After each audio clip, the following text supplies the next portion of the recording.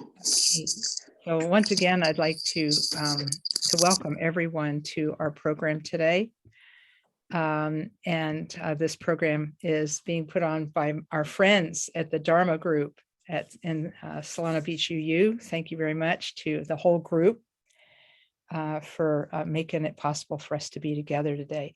Who knew, as I mentioned yesterday, who knew that we were going to have such a need for this topic today, but it looks like, based on our experience yesterday, I think a lot of us really needed to talk a bit about how things have been going in the world and in our communities.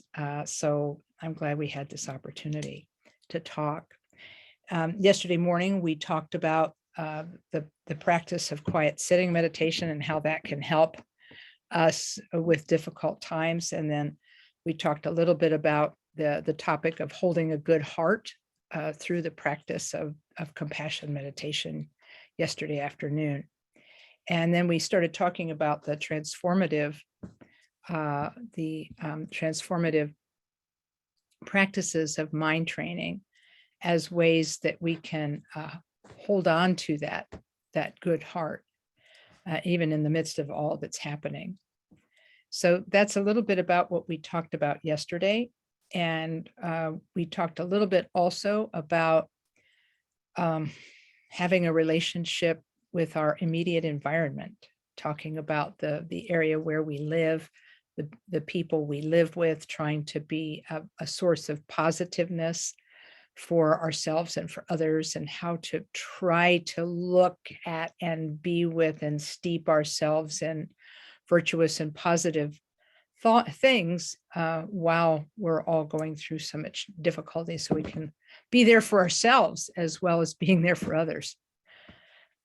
So I wanted to see if anyone is just joining us for the first time today, if you'd like to share anything that you would like to make sure we talk about today. You will have to unmute, but I think we've got the Zoom set up for you to do that, be able to do that. So if anybody has, they can either raise their hand or they can type a question into chat. Lama Kathy, it's Kyla. Hey, Kyla. I apologize, I'm outside, which is lovely, but there's lawnmowers, so hopefully you can hear me. That happened to me the other day, sure. Yeah. So the last 2 weeks ago, my dog had surgery, and turns out that he had cancer, and we lost him last night. Oh, sorry. Oh. So, our pets are like our children. Mm-hmm. And I did miss the beginning of yesterday because I actually was at a cardiologist specialist visit with him. Mm-hmm. And I don't know if there was any discussion of helping deal with actual death. At the beginning of yesterday's discussion, I did join about 45 minutes late, but that's part of this whole world situation as well. So anyway, I thought I would mention that others may have others that they've lost as well. So sure. Yeah. Well, I'm first of all, I'm really, really sorry to hear about your loss. I'm sorry, your pet's name is missing in my memory. That's all right. Ozzy. Ozzy, right. Okay, Ozzy. And how long had Ozzy been with you? 9 years. And we just lost they were both golden doodles. I actually lost my oldest golden doodle just less than 6 months ago. Oh, and yeah. He was almost 13 and Ozzy was 9. So yeah, it was too early, but can't control these things. So the practice has really, really helped me process this, concepts of impermanence and enjoyment every minute. I mean, I had him for 2 weeks after surgery and really had good quality time. So I'm grateful for that, for sure. Yeah. I'm just really sorry to hear about this, because I tell you what, in Buddhism, we talk a lot about non-attachment and all the complications of this, but love, love transcends attachment, and love goes on forever. It's not, if we can, and one of my friends, a Buddhist nun, once said, Oh no, the Buddhist teachings on non-attachment don't teach you not to love. She said they teach you to love more. Hmm. In fact, she said they teach you to love as much as you can. However, the love you have and the love you give should be as unconditional as possible for our human imperfection, right? Mhm. And because if love is conditioned on somebody's continued presence, you see what I'm saying? It's like we Yes. of course feel those losses, and we find ways to carry our love forward. You know, if we find new ways to love those who we are no longer with. And so I'm sorry for that loss. And at the same time, I'm hoping that all of these, the teachings and practice will help you connect, you know, help you connect with the love that lasts forever and will always be there for you. So Yeah. that's, I wish for love to conquer everything, including Yeah. loss, you know, so. Yeah. Thank you very much. And, you know, we're all connected and he changed our lives. That's right. That's right. You're a Yeah. different person now because you loved Ozzy. So That's right. Yeah. Absolutely. Thank you. I have a refrigerator magnet wisdom moment for you now. Um, I think if I'm going to quote it wrong, so I'll go get it on the break and show it to you Okay. at the beginning of the second session today. But there's a quotation from Mark Twain it goes something like this: If he basically said, heaven is based on merit. So this means that for some people, their dogs will go in, but they will not. Uh, that is not the exact quote. It's of course more Twain appropriate. It's you know, it has a little of his little humor in it, but I love the sentiment. He also said, Mark Twain also said that if you were to cross a human with a cat, it would definitely improve the human, but it would deteriorate the cat. So, spoken like a true pet owner. His lovely home in Hartford, Connecticut, which I've actually visited, did have a bit of a menagerie. Anyway, that's a whole nother story. We'll tell another time, but thank you for that. So we'll find out if we can find ways to do what the nun advised, which was to love as much as you can while at the same time loving unconditionally. It's like, oh, darn it. You Yeah, know, that's good but stuff. we'll get there. We'll get there. Anyone else have something that they would like to make sure we talk about today? I have two ideas left over from yesterday. We're going to talk about faith and then the feeling of being connected versus the feeling of being disconnected. And I feel sad because it looks like Sydney's not here today, and that was her question. So we'll make sure we get it on the recording for her. Anyone else? I put something in the chat, Lama Kathy. Oh, very good. I'm sorry, I missed it. Okay. Oh, you're right. How about that? Okay. Personal style. Oh yeah. Here we go. Okay. Okay. Oh, someone's asking about donations to me personally. Yeah. There's if people wish to make, I'm sorry, if people wish to make donations to me personally, because I'm giving all of the proceeds from this event to the Columbus KTC for their operations fund because they really need the funds. I mean, because, you know, it will go to the providing of a Dharma center. And so you'll be housing the meditation Sangha and facilitating new people connecting to Dharma by these donations. But if people do want to make donations to me personally, you can go to Lama Kathy, if I can spell, .net. And you can go there and then just click donate. And so that will, That's great. And I'm glad you made a donation to the Llama Care Fund at Columbus KTC, because that will help us when we have emergency needs. They've created this Llama Care Fund for us in case we have big medical bills or things that we need emergency help with. So thank you for donating to that. So in terms of the question, Christy, thank you. Love the term personal style of confusion. Is there a typology of these styles or a source for further study?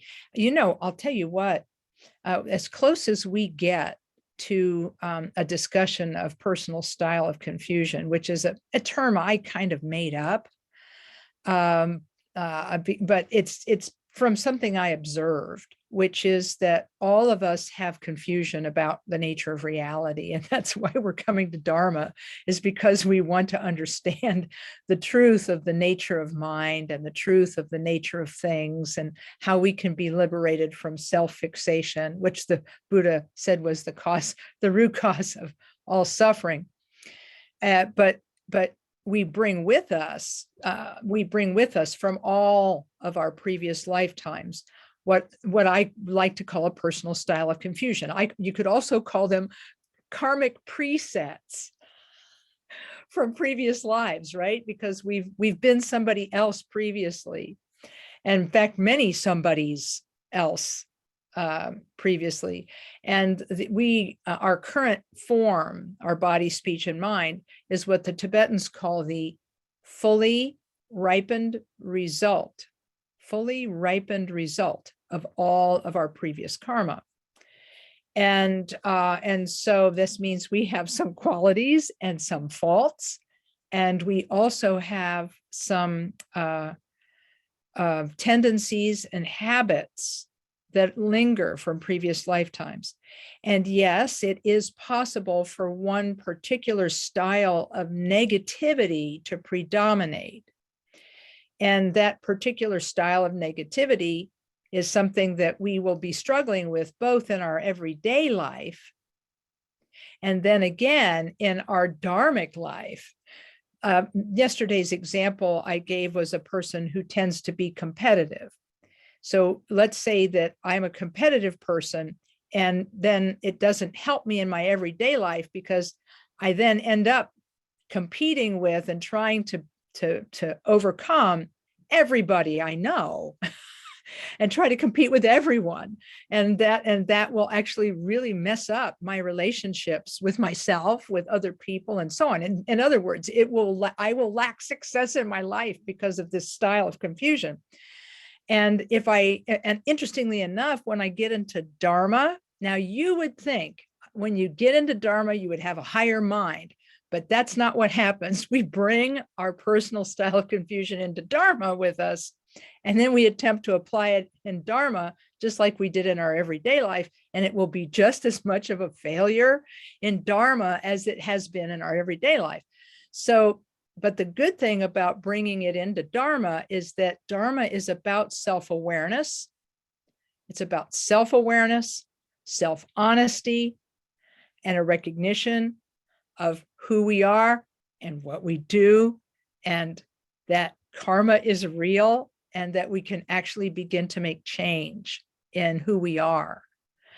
And so we have in Dharma the opportunity to use the Dharma teachings and practices to overcome our personal style of confusion and purify it.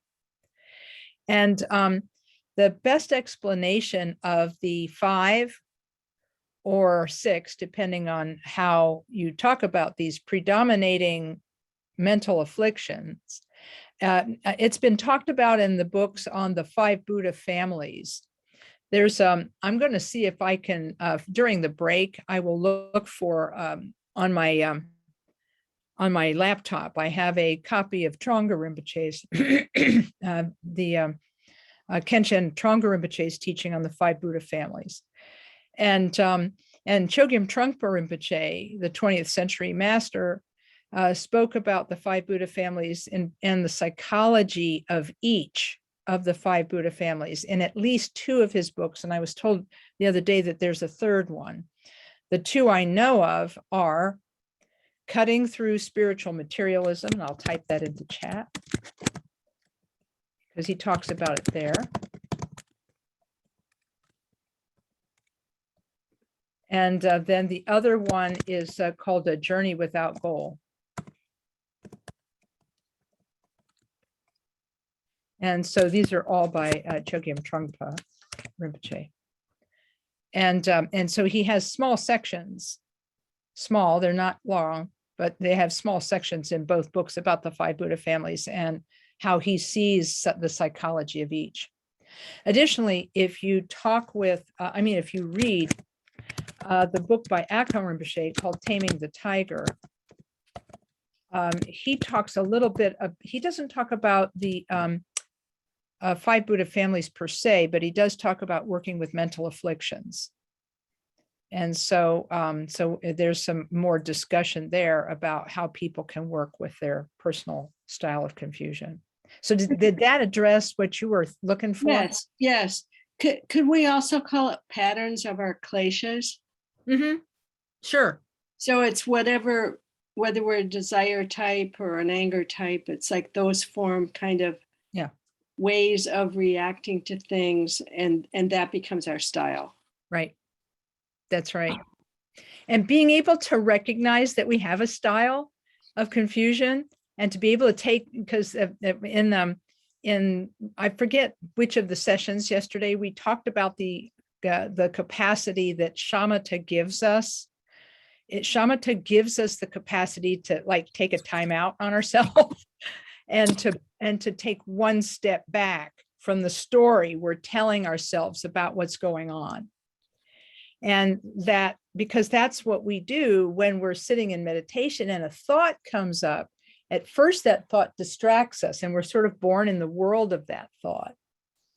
And then if we can recognize that we are no longer meditating, if we have that moment where I'm not following my meditation technique, and then we recognize the thought, we label it thinking, we let it go, and then we gently, with that gentleness, bring our attention back, that allows us to step back. It's essentially a forced step backward from being involved in the story and being the central character in the story, and looking at the story as though from the outside to say, how am I doing in this? What's my part here? And to be self-aware and to be self-honest about who we are in that situation. It's a tough bit of honesty, but it can really be helpful. Thank you so much. No, thank you. And we've got time for one more. If there's one more person who has something in particular you want to make sure you hear today.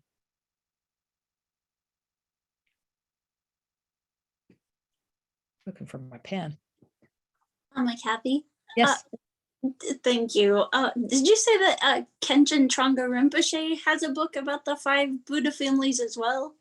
Oh, yes, he does. Yes, and it's actually called the 5 Buddha families. Let's see if I can spell that right. And the 8 consciousnesses. Thank you. Yeah, and it's by Trungpa Rinpoche. And Trungpa Rinpoche, his website recently changed. And so some of the free downloads of PDFs that were in the original page are no longer free and no longer available. But you can order small books and PDFs from that from the store portion of his now rejuvenated website. So, but I may have a copy of the PDF on my laptop, in which case I'll try to remember to make it available to folks. Thank you, Julie. Okay, well, we'll start by renewing our Bodhisattva motivation and our taking of refuge in the Buddha, Dharma, and Sangha, and our aspiration that the sessions we're going to do this afternoon, this morning and afternoon, will be of help to all beings. I'm going to recite the prayer first in English and then in Tibetan. In the Buddha, his teaching, and the order most excellent, we take refuge until enlightenment is reached. Through the merit of generosity and other good deeds, may we attain Buddhahood for the sake of all that lives. Oi sanje chudang sochi chonamla jangchu pardu dani kyapsu che daji jinso jibe sunamki drola penshir sanje druk parsho. Next, the 4 immeasurable meditations. May all sentient beings have happiness and the causes of happiness. May they be free from suffering and the causes of suffering. May they have that great happiness, which is freedom from suffering. May they dwell in great equanimity, free from attachment and aversion to those near and far. In Tibetan, Semchen Tamche Dewa Tan Dewe Gyutan Tempar Gyurche Dunya Tan Dunya Gi Gyutan Trewa Churche Dunya Mebe Dewa Damba Tang Mindrawa Churche Nerin Chandan Yudan Trowe Tonyen Pola Nepa Churche. And then finally, we address our teachers and gurus and make the aspiration that they are with us as we study together today. To our teachers resting on a lotus flower and moon above our heads, may we, through our practice and study, gain an understanding of and embody your body, speech, and mind. O Palden Sawelam Rinpoche, Tagi Chiwar Pede Den Chula, Kadrin Jembo Goneche Sunte, Kusun Tuging Udrup Sal Dusun. Okay. All right. So, yesterday, we talked a little bit about difficult times, and we talked a little bit about allowing ourselves to have some time for interior work and cultivation, and creating for ourselves a little bit of an oasis and taking this time away to do some of the work that we need to do with ourselves and for ourselves, so that we can be there for others.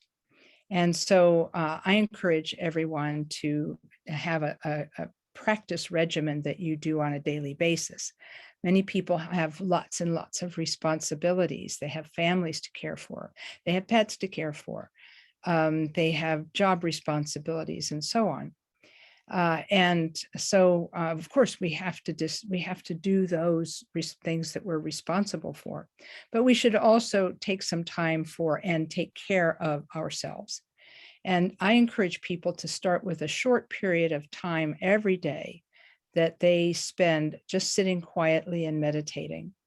And this could be 10 minutes at the beginning of your day, 10 minutes at the end of your day, 10 minutes in the middle of your day, wherever you like to put it. But it's good that you devote some time every day to looking after yourself and allowing your mind to rest and be quiet, because this world will never stop stimulating us to do this or do that. And we need to take a moment or two for ourselves, especially if we live in an environment that's very busy and lots of responsibilities. I have people tell me they have to actually shut the door when they do their meditation. Otherwise, they are troubled by noises or reminders of responsibilities they have, and that they then don't give themselves the time to meditate because they're distracted by things. As a matter of fact, let me double check. Did I do it? Yes, I did.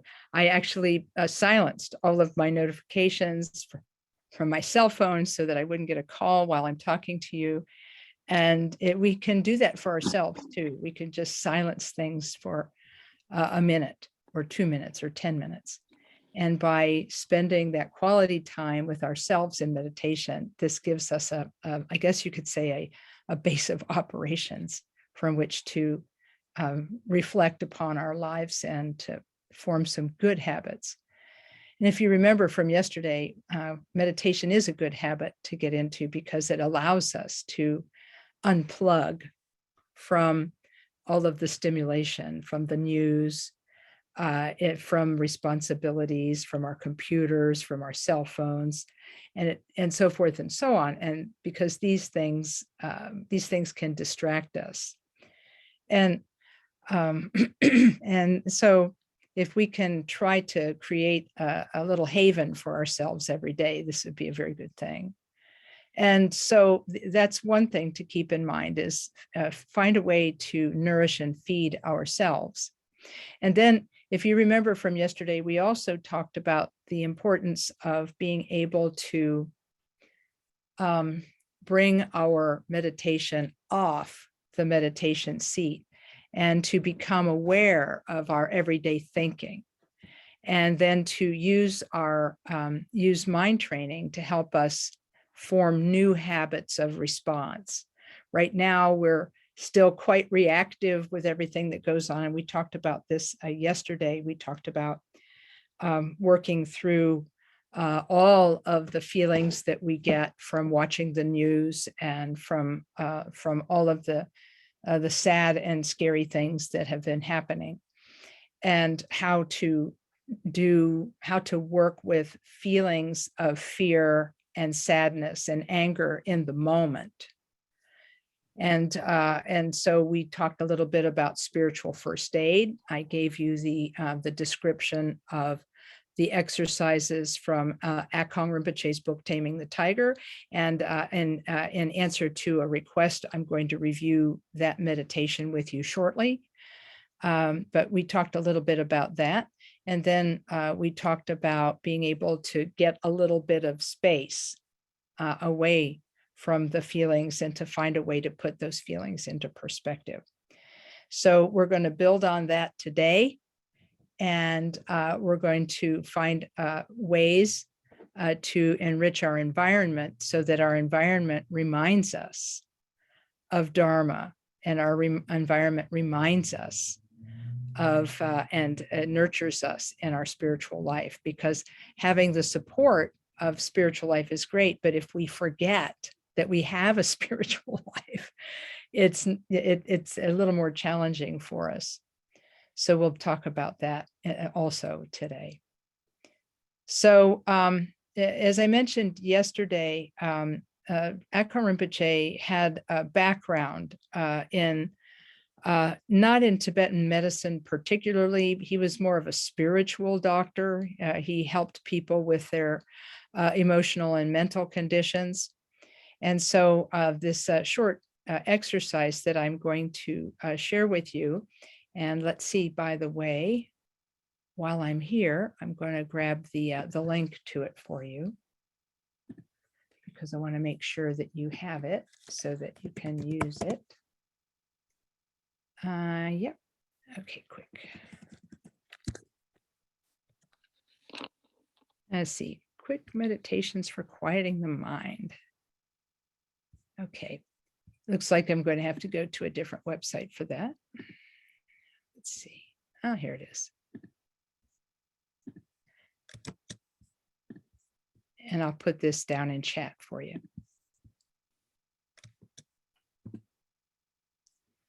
And so this is a short summary of the three methods that we talked about yesterday. The method of working with, hang on, the method of working with our feelings and our emotions and so on. So when we talked about this yesterday, we described it in three parts, starting with breathing, and then working through to the feeling the situation, and then trying to experience our minds and our thoughts and our emotions in a different context. So we're going to go ahead and talk about that now. So I was asked to redo this and lead another session of this style of meditation. So if you folks are okay with that, I've got my handy dandy meditation gong here. And I can lead us in a short session of this quieting meditation. I call it spiritual first aid for when you have those moments of awakening in the night and feeling uncomfortable, or if you feel overwhelmed, or if you have sadness and so forth and so on. So we'll talk a little bit about that. So we'll start the practice by I'm going to set this over to the side. We'll start the practice by just being quiet and placing our body in a position of meditation. You can sit in your chair with your feet flat on the floor. Your hands can be palm downward on the legs. The chin can be tucked in slightly, which straightens the neck. Eyes can be cast downward, gazing, not looking, gazing ahead, or you can also close them. And so we'll begin with the breathing exercise. Breathing in for a count of 5, holding for a count of 5, and then breathing out for a count of 5. Breathing in through the nostrils, breathing out through the mouth. And so we'll start with that. Here we go. Sitting quietly for just a few seconds.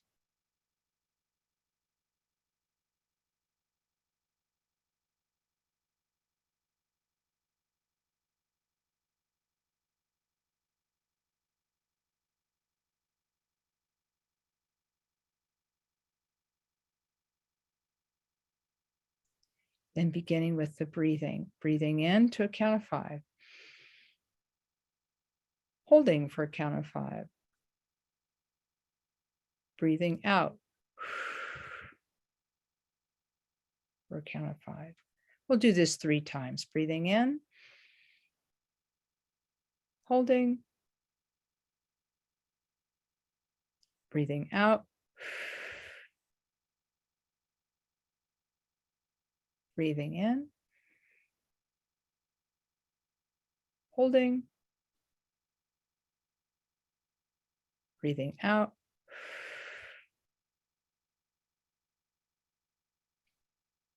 one last time, holding, breathing out.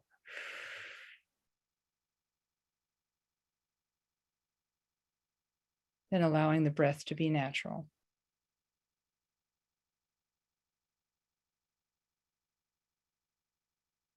This slows us down a little, and we can move into the next phase of the practice, which is feeling.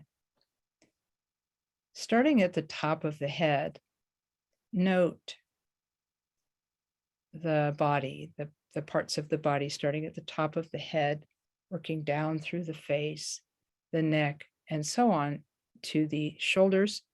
And think about and look for and become aware of places in your body where there's pain or that you're holding tension and stress, starting at the top of the head and working down, noting feeling that you have in your body.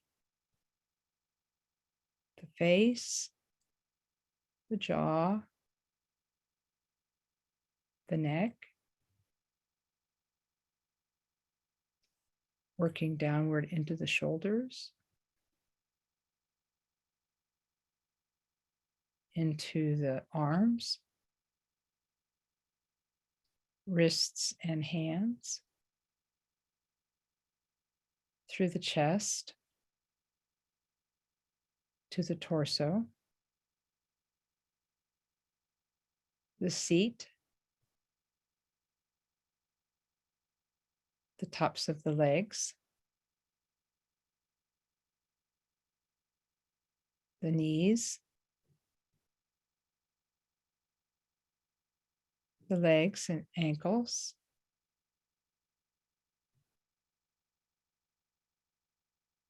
and then the feet.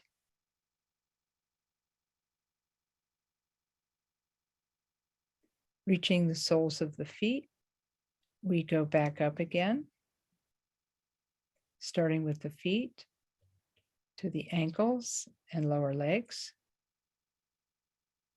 to the knees, the seat and the torso,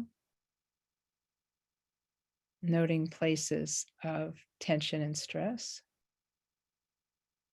and pain. Back up through the chest, the shoulders, the neck, the jaw, the face and the head, to the top of the head.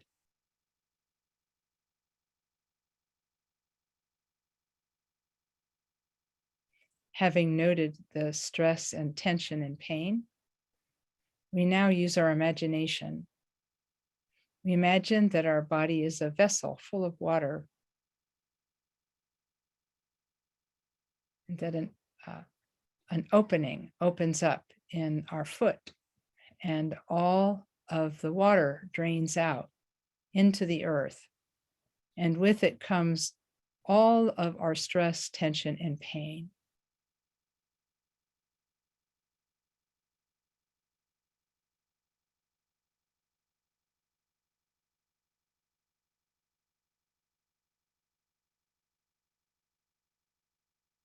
Leaving us and going into the earth.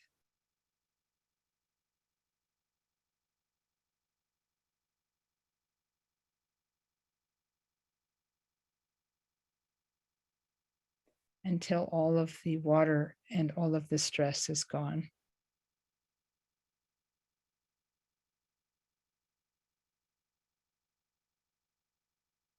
We sit for a moment with that, and then move into the third phase of the practice, which is working with feelings and emotions.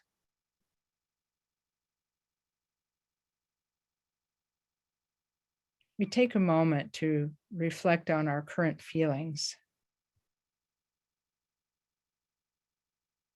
and we close our eyes and use our imagination.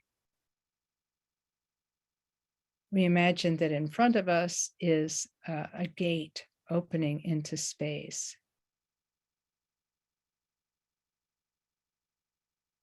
As we breathe out, we think that all of our thoughts, feelings, and emotions go out from us and through the gate. And on the other side of the gate, they are transformed into the golden light of universal love and compassion. No matter what we're thinking or feeling, whether it's anger, resentment, sadness, we send all of it through the gate. You can use your breath for this, or you can just imagine that it all leaves you and goes through the gate. On the other side, becoming the golden light of universal love and compassion. It fills the room that you're in, touching you and benefiting you. The golden light then spills out into your home, onto your street, benefiting everyone it touches. All of these thoughts, feelings, and emotions spread golden light throughout your neighborhood and the city and the state and the world. And finally, the golden light fills the entire universe.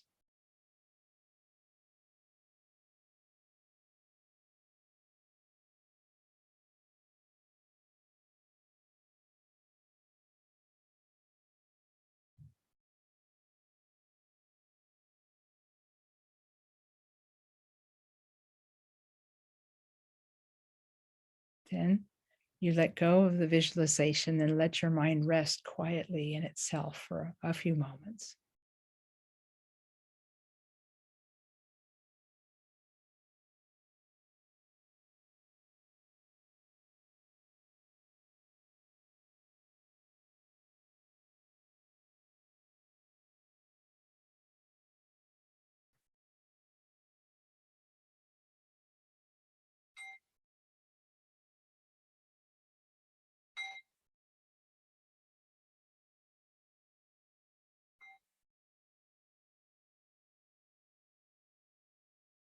Okay. All right. Very good. So thank you. I appreciate the opportunity to offer that as a bit of spiritual first aid, which we could all use these days. Does anyone have questions about the technique or the method here?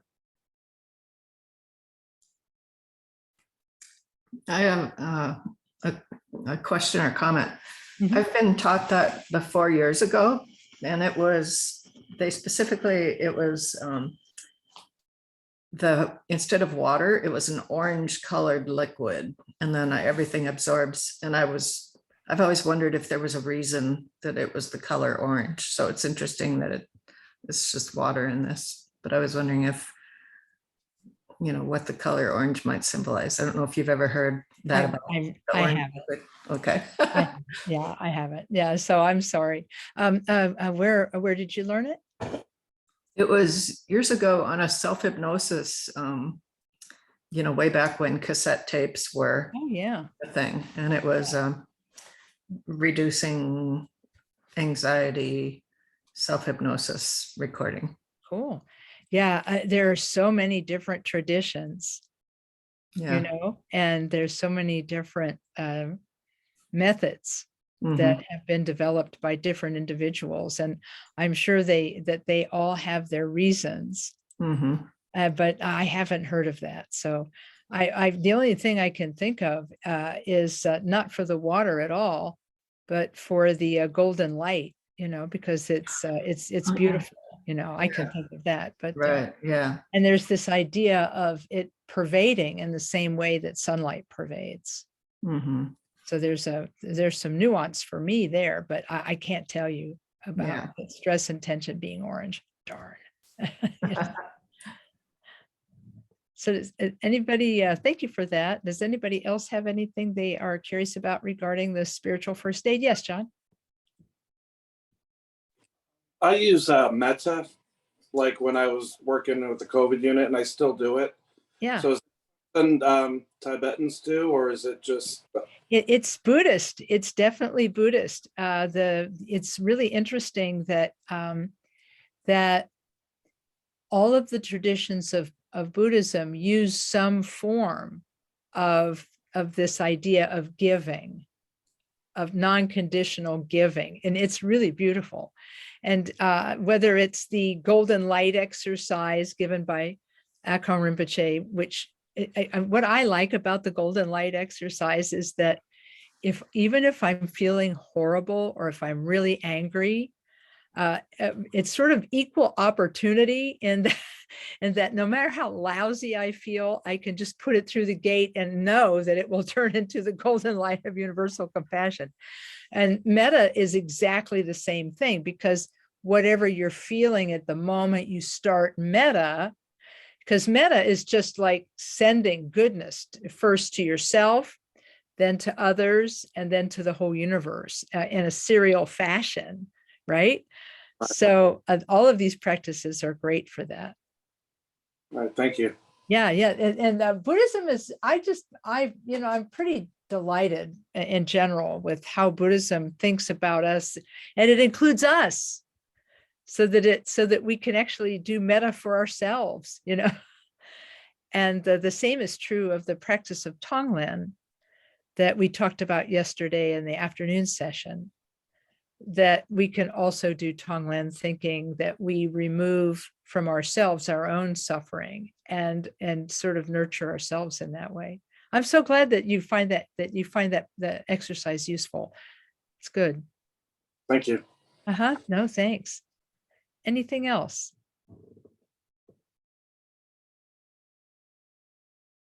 Okay, just checking one more time around. Okay. Okay. So there are a couple of things I wanted to say about yesterday also. And one of those was that on the one hand, what we're learning to do in shamatha practice is we're learning how to let go of reactivity, right? That's part of what helps us to get through all of the difficulties we're in. And on the other hand, we're learning how to increase our own gentleness, love, and compassion.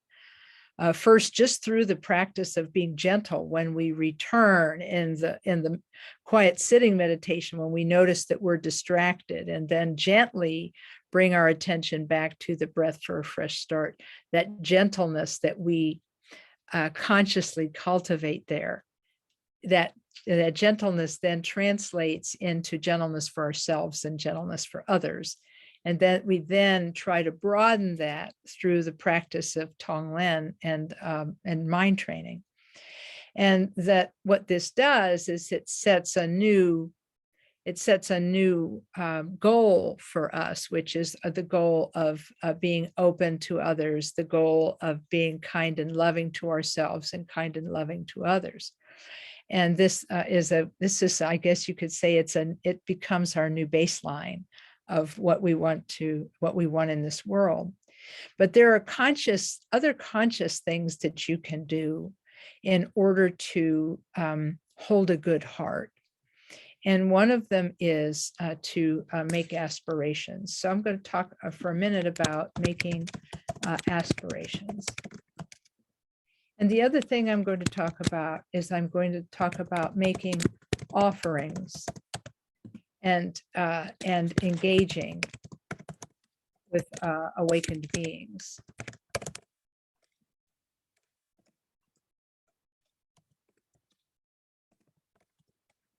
So Khenpo Karthar Rinpoche, who taught mind training to us a long time ago. I think he gave his first talks on it in the 1970s, and he gave more talks in the 1980s because he felt that mind training was really important. It's because he said we all start out with what the Buddha called the ego fixation. We're sort of fixated on ourselves. And by being fixated on ourselves, everything revolves around us. And we tend to see everything in a sort of self-centered way. And that the practices of whether that's the practice of metta or the practice of Tonglen prompts us to think about other people and prompts us to see them with compassion. And there's also the idea of making aspirations. And so this is something I recommend to everyone, that on a daily basis, when you wake up in the morning, you set your intention for the day. Someone asked the Dalai Lama how he begins his day. And he said, well, I set my intention, of course. And my intention is to, he said, is to be of benefit to everyone I encounter. And it struck me, the simplicity of that struck me, because it sounded very much like the wishes that children make. You know, I wish that everybody could be happy. I wish that everybody could be free of suffering. I wish that we would all live in peace. These are kind of they're a little bit, they seem a little simplistic, but there's a great power in them, because if we can hold these types of aspirations, Khenpo Karthar Rinpoche said, we should not underestimate the power of a wish, because he said, when you wish to be of benefit to others, he says, if you do it every day, if you wake up in the morning and say, may everything I do today benefit beings in some way, then it sets the tone for the entire day, and it sets it around you being of benefit. And some people would say, but I don't know how to benefit others. I'm not that smart. I don't know what this person needs or what that person needs. Sometimes I'm at a loss for words. But Rinpoche insisted that by holding a good heart, holding the wish to be a benefit to everyone we encounter, it sets up inside ourselves. He called it a momentum of goodness, a momentum of goodness. He said, this wish sets up a momentum of goodness within you, he said. And if you continue to do it every day, he said, this momentum of goodness will eventually become self-sustaining, because it doesn't depend on your success and actually being able to help others. It depends only on the wish itself. You make the wish, and then you just hold on to that wish, regardless of what's happening. And those of you who are familiar with His Holiness the Dalai Lama, remember the little poem, the little poem where he said, never give up. I don't know if you've seen this. It gets passed around a lot. Okay, I'm gonna look it up. Yeah, there it is. Quotes by the Dalai Lama. Okay. Okay, never give up. Okay. And Dalai Lama. Okay. Here we go. I have to wait for it to load. See if we can make this work.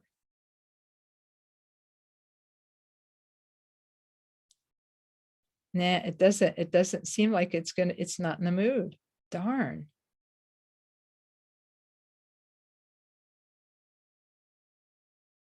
Okay, here we go. Okay, it says, no matter what is going on, never give up. Develop the heart. Too much energy in your country is spent developing the mind instead of the heart. Develop the heart. Be compassionate, not just to your friends, but to everyone. Be compassionate. Work for peace in your heart and in the world. Work for peace. And I say it again, never give up, no matter what is happening, no matter what is going on around you, never give up. And I think that the reason I think this type of thinking inspires us is because of a little teaching that the Buddha gave on Buddha nature. He said that all of us have the potential to awaken to Buddhahood. Every being has a mind that can know itself and can know itself completely. Every being has a mind that has the potential to awaken to its own nature. And so in a way, we are never far from enlightenment. We're never far, and it's always there, waiting for us to discover it. And it animates us. Khenpo Karthar Rinpoche used to tell people when he first started teaching in the United States, he'd say, your inner wisdom and your karma brought you here. Your own instinct for inner wisdom brought you to this lecture. So why don't you stay and see what we have to say? And so he said, you were being guided here by your karma. So take a look in and see if there's something here for you. If there isn't, okay. And what tickled me was that he said he didn't know he was quoting 12-step, but he said, okay, so you may not believe everything that you hear here, and you don't have to. He said, take what you need and leave the rest. You know, but he said, check it out and see if it has meaning for you, and see if meditation helps you, and see if it's good for you. So I think this idea of never giving up is appealing to us because part of us knows there's something eternal about ourselves.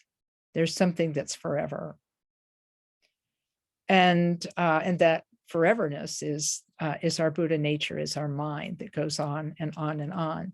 The Dalai Lama used logic to prove it. He said, well, in Buddhism, in Buddhist logic, we say the mind is unborn and undying because one moment of consciousness lays the basis for the next moment of consciousness, lays the basis for the next moment of consciousness, lays the basis for the next moment of consciousness. And he said, and that goes infinitely in both directions, into the future and into the past. But whether we believe this or not, our current experience of our mind is that there is something deep about it and something basically good about it. And the Buddha did teach basic sanity and goodness within ourselves. You may have seen pictures of something called the Wheel of Life. You know, I don't know if you've seen this. It's sometimes in Buddhist instruction and Buddhist books. It shows the 6 realms of existence in this world of suffering that the Buddha called samsara. And in each one of the 6 realms, there's a Buddha. There's a Buddha. There's an image of a Buddha. Like, so there's the Buddha of the animals. There's the Buddha that's teaching in hell. There's the Buddha that's teaching to the hungry ghosts. There's the Buddha who's teaching to the humans, to the gods, to the demigods, and everyone. So in each one of these panels in this circle, there's a Buddha teaching. And I, ever the curious one, I asked Rinpoche, who are those guys? Who are those guys? And he said, I got to be honest. He said, I have forgotten their names. I don't remember their names. He said, but here's what I think. He said, I don't think it's necessary to know their names. He said, because he said to me, what these images of the Buddha in these different realms of existence, the highest and the lowest, he said, I think it means that your Buddha nature is with you always, even in your worst experience of pain and suffering. Your Buddha nature is with you and is accompanying you and is not going to quit on you. And I just felt that was such a powerful statement, so that even when we feel we're at our lowest point, we still have Buddha nature, and that is where the idea of never giving up comes from. And that's where the idea of starting the wish to benefit beings, and then that wish turning into something that builds its own momentum that can be carried into the future. And that when you build that, it gets stronger and stronger. It's like we were talking about yesterday when I was saying that for some reason, human beings do tend to look on the dark side of things, and not give enough power to the positive and the good. But if we can give power to the positive, if we can give power to the good and nurture that good heart and never give up nurturing the good heart, then what Rinpoche promises us is that it will become self-sustaining. And I have found that to be true personally in my own life. Somebody asked me about this yesterday. What's my experience? And the experience is that for some reason, the practices of Lojong and just this wishing to be of benefit, knowing that even though I don't know what to do, I'm not a brain scientist. I can't fix things that are broken, I'm not a rocket scientist. I can't cure cancer. I can't do any of these things, right? But I can go into a conversation with somebody and wish for their benefit going into the conversation, so that even if it totally blows up and I make a mess of the whole thing, I still wish that there's some benefit that comes out of that for everybody. And that's a good feeling. So somebody asked me kind of what my experience was, and so that's kind of my experience. And it could just be a me thing, it's like a me goofy thing. But I have talked to other people who have done this emphasis, placing this emphasis on the positive aspects of our experience in mind, and trying to find solutions that help us and help others. I think that that those are ways that we can do that, is by engendering this. And in Buddhism, there's this practice called Munlam. Mun, and I forget the meaning of mun, but lam means path. So I'm going to say it's like the path of aspiration. And so there are prayers that that Buddhists recite, and they're called aspiration prayers. And by reciting these, we make aspirations for goodness. One of the most famous one is called the King of Aspirations. And at first, Khenpo Karthar Rinpoche encouraged us to recite these prayers in Tibetan, because we get a blessing reciting them in the language in which they were translated or composed. And then later in his life, oh, thank you very much. From Google, Munlam means wish path. Okay, the Buddhist path of helping others through kind prayers. Thank you. Go, Robin. Thank you, sweetie. I appreciate it. Because yeah, that I think, that really helps, right? And so there are 5 main Munlam prayers that are done in the Karma Kagyu tradition. One is this, the aspiration of Maitreya. The other is the King of Aspiration prayers.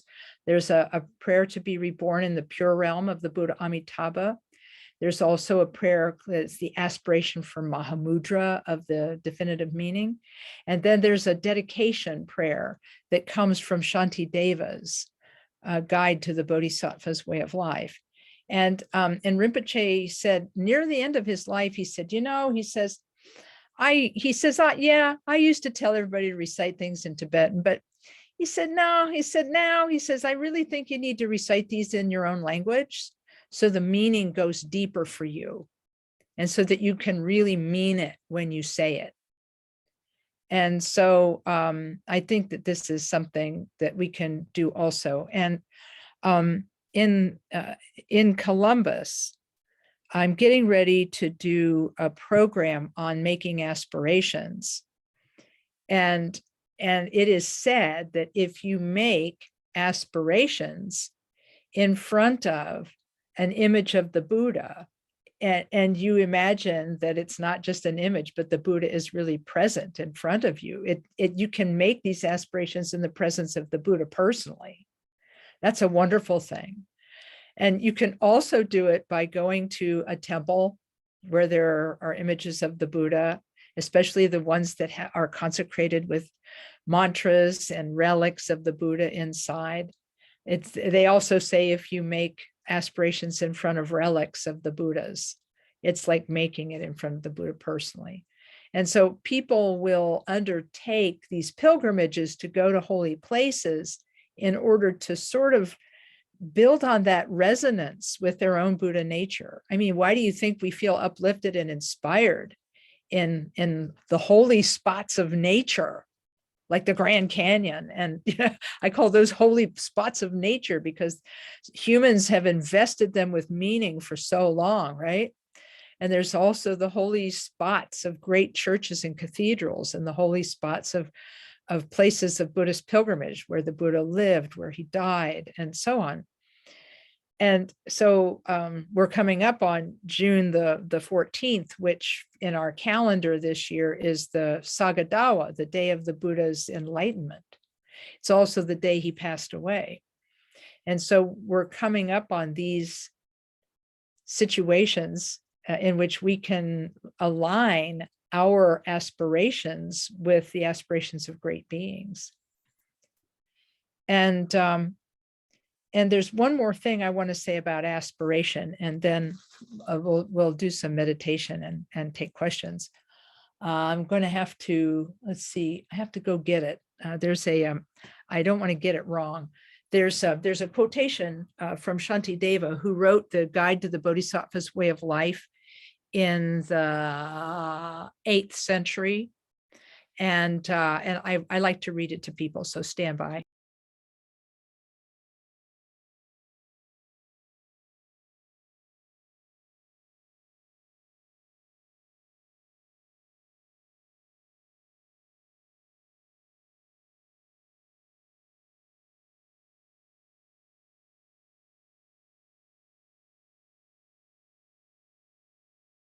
Lucky for me, my books are close. This is in, there are 2 different editions.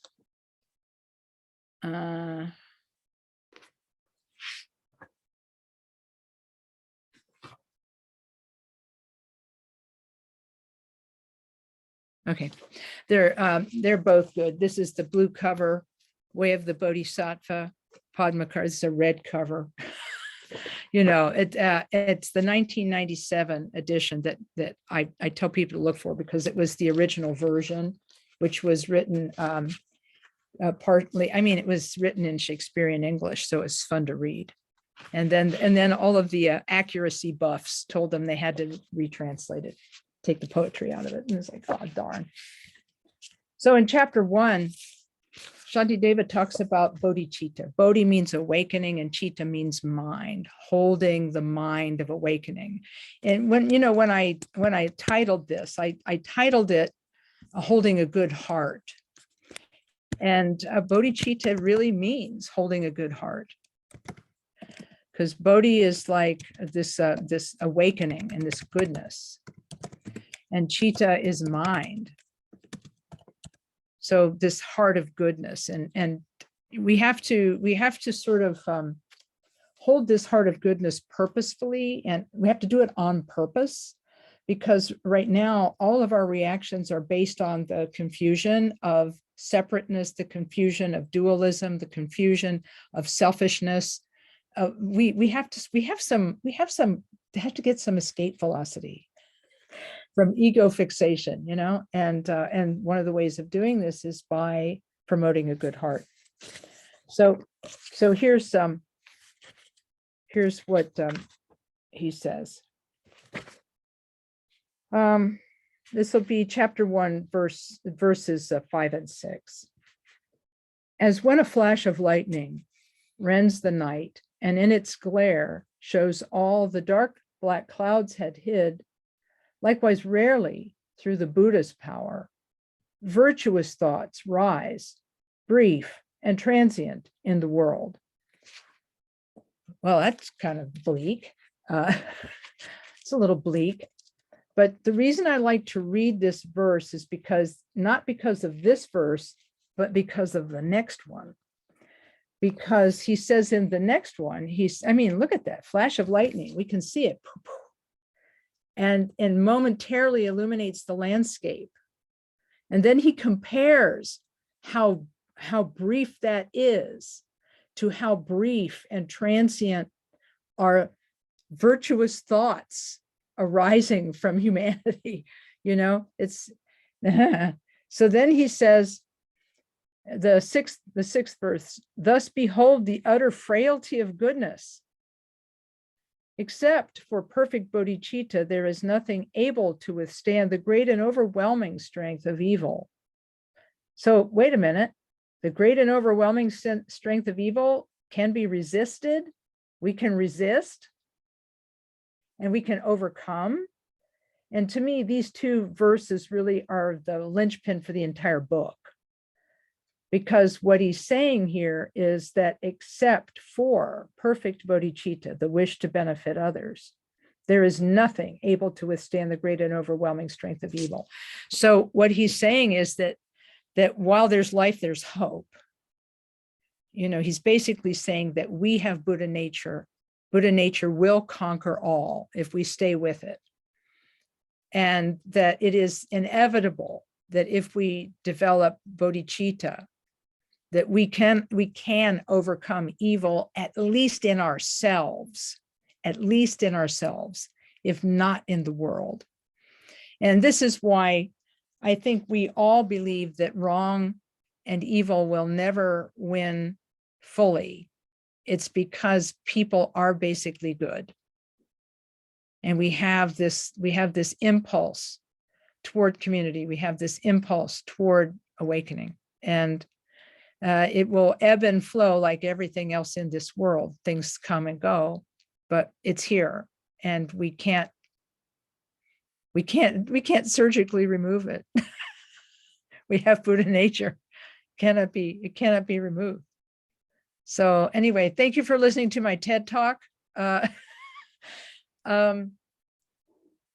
Because I just feel like it's important that we remember and hear this, and know that this is why it is so important to hold a good heart. So let's see, we've got some time before the break. Does anybody have discussion about this?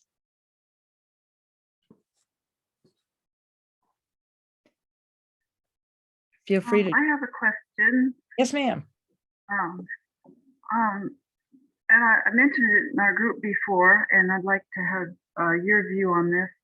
I had done, a week or two with Thich Nhat Hanh years ago, and he talked a lot about having a seed of goodness in our heart, and also a seed of, like, I don't know if the evil is the right word, I forget the other word he used, but as if they were both equal, and you needed to water the seed of goodness to make it grow.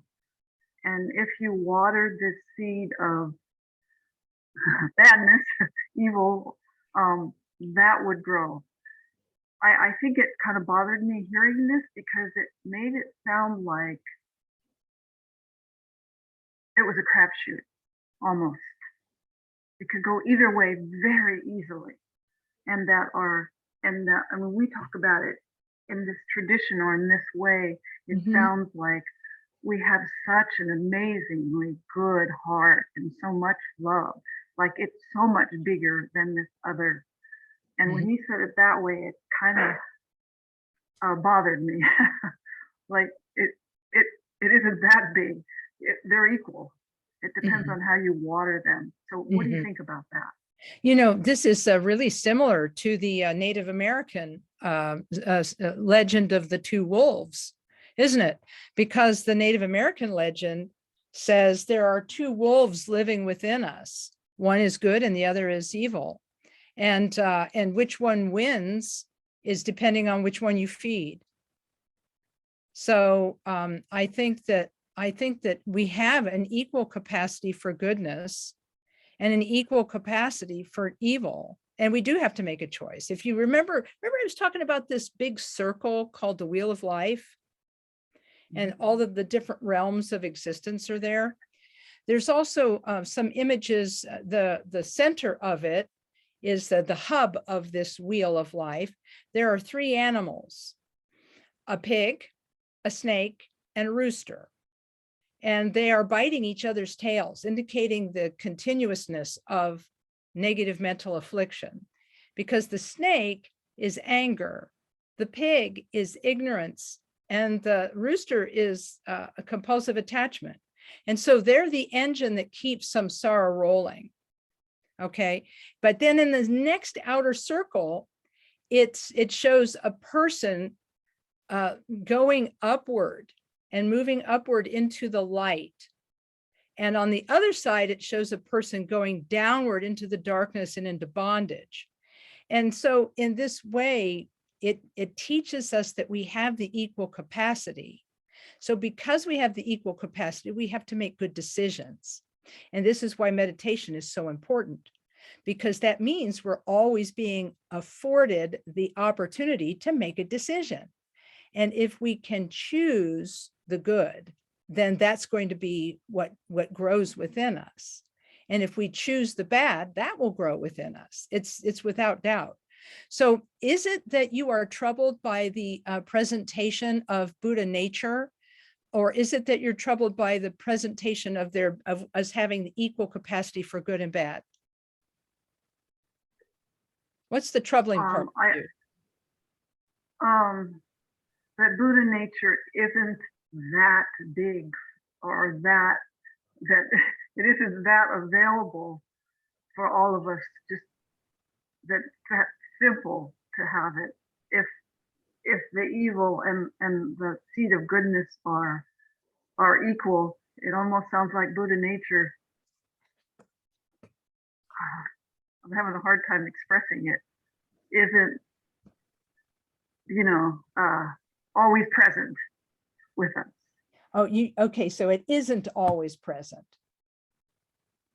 Right. I Right. think that's the question. I understand. Okay, so what we have to understand is that the Buddha taught on two levels, the relative level and the ultimate level. Okay, so here's the thing. Somebody asked Rinpoche, does this mean, does the existence of Buddha nature mean that everybody is eventually going to get enlightened? And he said, theoretically, yes. It means that everybody eventually will get enlightened. But how long that takes, I don't know, because people keep making those choices. And so you remember the parakeet in the mirror? Okay, the example I gave yesterday of the fact that we don't recognize that we have Buddha nature, and that's our first mistake. Our first mistake is not recognizing the nature of mind. And from that comes the good and evil seed. You see, because we lack recognition, that's where the good and evil choice comes from. It wouldn't exist if we knew our own nature. So here's what Khenpo Rinpoche said to somebody once. They asked him about this. And he said, look, your mind in the ultimate sense is limitless. Your mind has no color. Your mind has no shape. It has no beginning. It has no end. It was never born. It can't be destroyed. But it's not a big nothing. Okay, it's not a big nothing because you experience this everything in its vividness. Even when you're sleeping at night, your mind is experiencing itself in some way, right? But here's the thing. We cannot recognize mind's nature because he said, because one guy said to him, well, if we all have Buddha nature, how come we're not enlightened now? Good question. Excellent question, right? I mean, it's like a kid in the back of the room saying, hey, teacher, how come? How come we're not already enlightened if we're all Buddhas already? And he said, aha, he said, mind is limitless. And that means that it encompasses everything. And in fact, it encompasses the potential to not know its own nature. Otherwise, it wouldn't truly be limitless. And then he said this mere sheen of ignorance, like the sheen of oil slick on a puddle. This mere sheen of ignorance has been covering our minds since beginningless time, which is why we have two choices to make. We do not know that we are beyond good and bad. We have no idea. And so we posit good and bad. And that's part of what happens when we don't recognize our own nature. We get presented with these two choices. And so then everything proceeds from that. But the big mistake is not knowing we have Buddha nature and not recognizing it. That's what the previous Keller Rinpoche said. He said, it's like, that's the initial mistake. We dualize everything. And from duality, from that initial duality comes good and evil and all of that. So I don't know if that helps at all or not, but. Oh, no, that's great. Thank you. Thank you. I appreciate it. And I can listen to it again tomorrow or whenever I can hear it all again. Thank you. Thank Okay, you for good. your time. No problem. These are very important things because we need to know that we have a choice. It's not like a foregone conclusion that evil's always going to win, because it's powerful. The idea is that we can make that choice and make that choice and make that choice over and over again. I'm just going to say something weird. I saw a weird anniversary card. I don't know. I've been married for a long time. I've been married for almost 50 years. And so I've seen my share of anniversary cards. Well, there was this one really interesting card I saw that said that love is a series of choices. We choose to be together day after day after day after day. We choose to be together. The quotation was something like, when you get me coffee, you're choosing me. When you take care of my sick stomach, you're choosing me. When you choose again and again and again to be together. And so it's like that with the Buddha nature and the bodhicitta motivation to benefit others. You choose it and choose it and choose it. And then he said, that's why it becomes a momentum of goodness. And that's how we vanquish it, so hopefully I love that.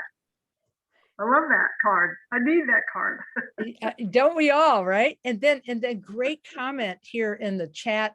Not everyone can see it because it was sent to me. Sherry is saying, for me, Buddha nature is like gravity. If one doesn't believe in gravity, jump out a second-story window. Thank you for that, Sherry. It exists with or without belief, as does Buddha nature. Yeah, it is really interesting. It is a fact. It is a fact of life.